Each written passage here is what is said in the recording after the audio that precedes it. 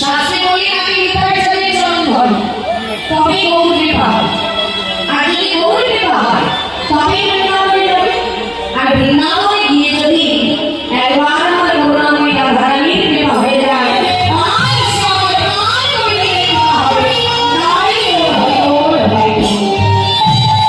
আর চলুন আগে আমরা সবাই মনটা নিয়ে আমরা নবদ্বীপে যাব।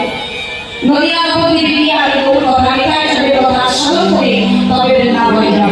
কারণ মিলাপুরে আগে গৌরচন্দ্রিকা আমাদের আস্বাদন করতে হয় বাবা। গৌরচন্দ্রিকা আস্বাদন করলে বোঝা যায় যে আমরা কোন লীলায় প্রবেশ করতে চলেছি। তাই চলুন সবাই লীলা এক মনে এক প্রাণে আস্বাদন করি। তবে শাস্ত্রে বললেন যেখানে হয় হরিনাম সংকীর্তন সেখানে আসে আপনাদের মতো মধুর প্রিয় ভক্তগণ যাদের হয় একবার হয় রোমান্মন সেই তো মধুরের নাম সেই তো মধুর নবদ্বীপ। অধরে নবদ্বীপ সবাই যেতে পারে না, তবে আজ এই যে স্থানগুলো সাধারণ জায়গা নয় না। কমিটির উদ্যোগে তাদের কষ্টে পরিশ্রমে আপনাদের ভালোবাসায় একটু একটু করে আছে এই স্থান নবদ্বীপ নবদ্বীপ নামে পরিণত হয়েছে। তাই ভগবানটাই বৈরামে দাঁড়িয়ে আছে, পারাপার হওয়ার খুব ভালো সুযোগ আমরা এখানে পেয়ে গেছি। তাই আমরা যদি হরিনাম করতে পারি এক মনে এক প্রাণে আমরা অতি সহজেই ভগবানরা পার হয়ে যেতে পারবো। তাই চলুন সবাই মিলে আমরা নবদ্বীপে যাবো। মায়ের মূল ধরে না সবাই মিলে তাই বল হরি বল হরি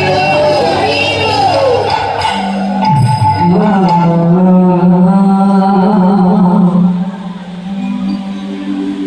কে মানো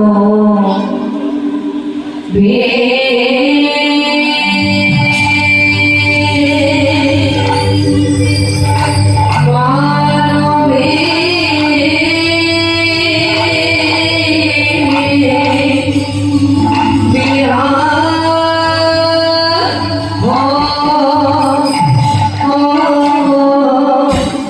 Oh